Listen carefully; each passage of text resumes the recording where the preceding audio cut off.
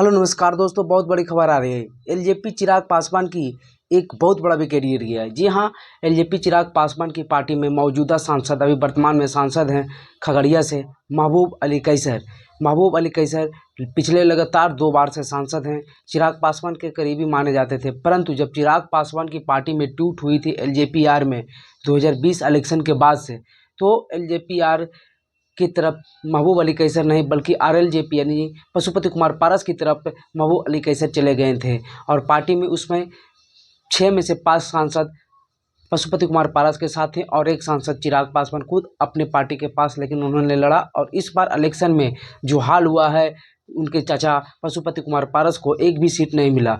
तो उनके पास जितने भी सांसद थे, चाहे वो पशुपति पारस खुद हों, उनके भतीजे प्रिंस पासवान हों, या फिर उनके सबसे विश्वसनीय और सबसे मजबूत उम्मीदवार सूरजभान सिंह हों, उनके भाई चंदन सिंह हों, या फिर हो महबूब अली कैसर, इन सभी को टिकट नहीं मिला। हाँ, जो बागी थे एक बीना देवी, उन्होंने पिछले 1 साल से ही चिराग पासवान के साथ संबंध बनाना शुरू कर दिया था। अच्छा, और सिर्फ उन्हें ही एक वैशाली से टिकट मिला है, बीना देवी को। बाकी ये जो महबूब अली कैसर हैं, वो भी बहुत दिनों से चिराग पासवान से मुलाकात कर रहे थे, भेंट कर रहे थे, लेकिन उन्हें इस बार खगड़िया से टिकट नहीं देकर चिराग पासवान ने राजेश वर्मा को दिया, जो जाति से वैश्य समाज से हैं, भागलपुर के रहने वाले हैं, नगर निगम के अध्यक्ष भी रह चुके हैं।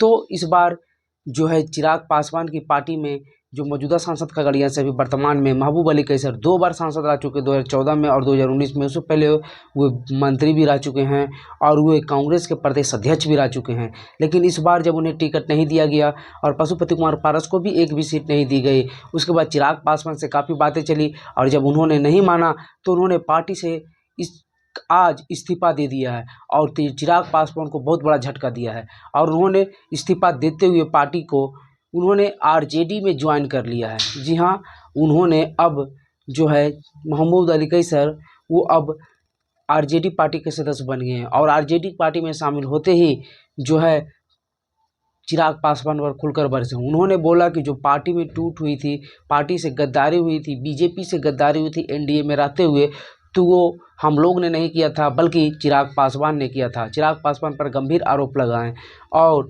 उन्होंने पार्टी से इस्तीफा देते हुए आरजेडी में शामिल हो गए। हालांकि आपको बता दें कि उनके जो बेटे हैं विधायक हैं सिमरी बख्तियारपुर से, और वो भी आरजेडी में हैं और आरजेडी से ही विधायक हैं पहले भी।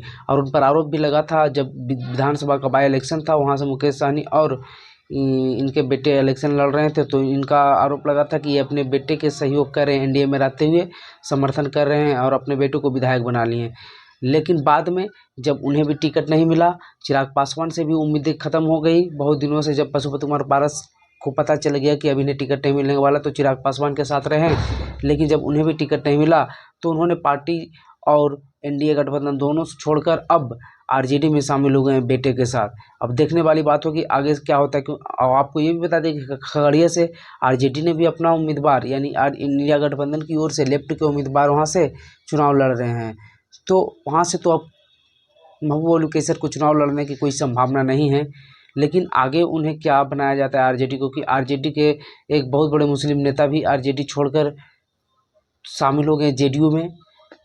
तो आरजेडी को मुसलमान नेता को शामिल कराना बहुत ज़रूरी था, और हिना साहब भी अभी आरजेडी से अलग ही लड़ रही है सिवान में। तो आरजेडी पर ऐसा आरोप लग रहा था कि मुसलमानों की अपेक्षा हो रही, इसलिए महबूब अली कैसर को पार्टी में शामिल कराकर इस चीज़ को बैलेंस करने का प्रयास किया गया है। तो चलिए ऐसे ही इंफॉर्मेटिव वीडियो देखने के लिए हमारे चैनल बने रहें। वीडियो